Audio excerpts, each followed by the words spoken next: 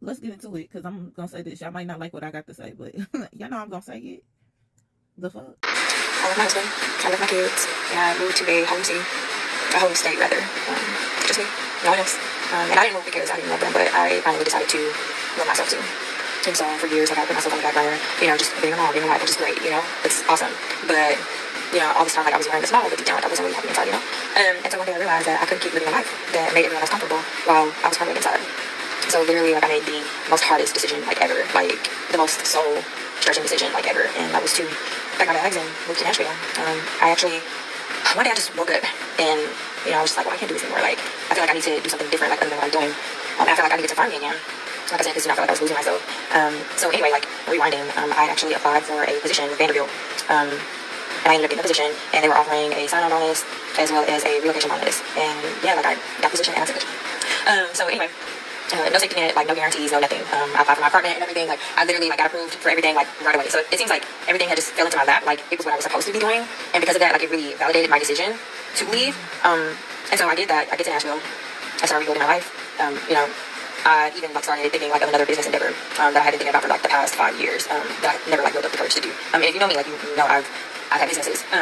Even like just saving money, paying off debt, like rebuilding my credit, like everything. Like I got myself back up, which I'm like totally proud of. And now like I'm getting ready to graduate with my master's in public health here in September 5th to be exact. And honestly, like I still have like a long way to go. Like there's still so much that I want to do. I cried, I prayed, like I healed, and I did a lot. Like and I found me. But like I said, like I'm not done yet, and I'm like so damn proud of how far I've come. Like you don't even know the had. And I contemplated about whether like I wanted to even share this, because yeah, like I've always like shared good news about certain things happening like in my life, but I've never just opened up and really just shared my truth to people. So this is new for me, and it's definitely like taking a leap of faith, because this is nothing that I ever really like imagine doing. But yeah, this is my story. And honestly, like this is for any woman who feels stuck or torn or like scared to choose herself. You're not a bad mom. You're not a bad wife for choosing you. It doesn't mean that you're abandoning love. It doesn't mean that you're abandoning your family. It just means that you're making space for the version of you that has been buried so long under obligation. And that's exactly what it was. Like if you are in your breaking point area, like girl, I totally see you. Like I see you. But you just, if that is something that you're wanting to do, like I would just say pray about it. For me, like God is the head of my life, and I really saw Him like never before. Because God forbid I moved to another state and then the worst happens, but everything got into place, and then even my husband and I, like our relationship got better. It started off like really rocky, but we got better, and we developed a deeper understanding of each other. And I feel like things are better than ever because I know who I am now, like even more so. Because when we got married, I was a 22-year-old girl. I had a 5-month-old baby, and I didn't know nothing about being grown, and I was just going along with him, just following his lead, and because of that, I really didn't know who I was. Like I said, like I was just going along, just following my man. He was older, and he had the life and everything, but I had to find like what works for me, and I'm so glad that I did, because yeah, it was literally like the best thing I ever could have done for myself. Because okay, let's deconstruct this and let's take it back a little bit, because from the time a girl is born and then she becomes a woman, she is taught to think of everybody except for herself. Even in like the 1700s, she was taught to be in servitude to her man. Even when women were allowed to go to school, they went to finishing school, and they were taught to run the household and take care of the children and serve their men. This is why in some cultures, having a daughter was not a blessing. It was a curse, because they already knew what responsibilities would fall on a woman. And we were even looked at as the weaker gender. Okay. Now, the double standard here is, see, a man don't have to stick around. The man don't have to stick around. And I know y'all gonna argue back and forth with me, but baby, I got time today.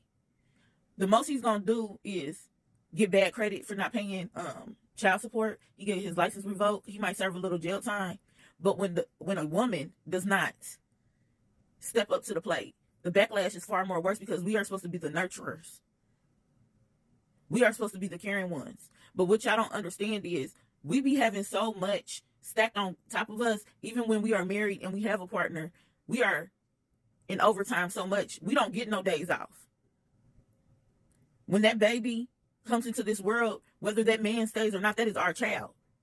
That is our child. And I'm starting to see this a lot, where women are isolating themselves and they are walking away from their kids. And it's not because they dislove them. They don't love them. It's literally because they know the responsibility that comes with it.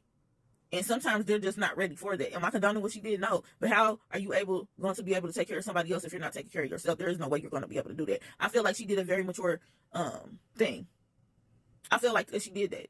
Y'all not going to agree with me, though. Y'all not going to feel me. A lot of y'all are going to get on here and be like, oh my gosh, she is a mother, though. Yes. And as a mother, y'all don't get no days off. Your life is no longer yours. And I said what I said. Y'all could leave y'all thoughts in the comments down below. But it's way more harder on the mom who walks away than a father. And this is how society has made it. This is the society norm. And I feel like she went away to get herself together and bring herself some peace and some solace. And sometimes you're not going to always be seen in good light. And sometimes you do have to choose you. And you're going to be looked at as the villain in somebody's story anyway. So you might as well do the best. Am I condoning what she did? No, because she knew she had kids. But sometimes it happens like that. That's the way the cookie crumbles.